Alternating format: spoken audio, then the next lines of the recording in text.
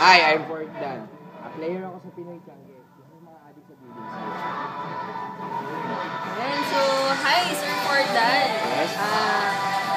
First of all, congratulations sa win mo, which is yung iPod Touch. And so, first question, Sir Fordan, how did you find Pinoy Changi? Actually, I find them sa mga friend. Kasi yung mga ibang friend ko, nagbibid din sila. Okay, so, what kept you motivated to win, especially the iPod Touch? Actually, once na nagbid na ako, ayoko na huminto eh.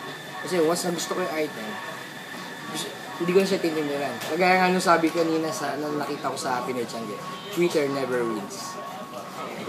Wow, na-inspire ka doon. Na-inspire din kami doon.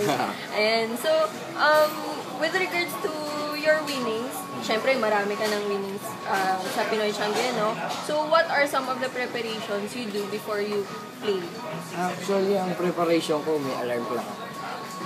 Pag 1 hour before pagre-ready na ako, may nakahanda ng sigarilyo, saka inumin sa tabi ko, para hindi na ako aalis. Kasi, automatic na yung kapag nandun na, hindi na ako makakaalis sa video. Wow, totok na totok talaga. So,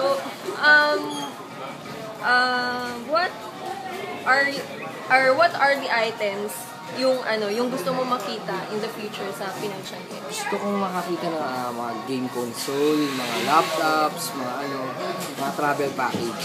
Lalo ngayon summer, di ba? Mas maganda yung travel package. So far, as of now, how did Pinoy Changi affect your life? Actually, malaki. Kasi marami yung gadgets na hindi ko talaga mabibili in person, pero nakukuha ko siya dahil sa Pinoy Changi. Okay, so last question, Sir Fordan. So what are your tips for the aspiring winners or bidders of Pinoy Changi? Actually, ang tip ko lang sa kanila, mag-load sila. Tsaka once na gusto nila yung item, huwag na nila tintayan. Kasi, for sure, makukuha rin nila. Tsaka, sama mo na rin ng konting dasal at sweat. Okay, so thank you, Sir Fordan, for giving us your time. At pa-share ng mga tips mo with our avid fans din ng Pinoy Changi.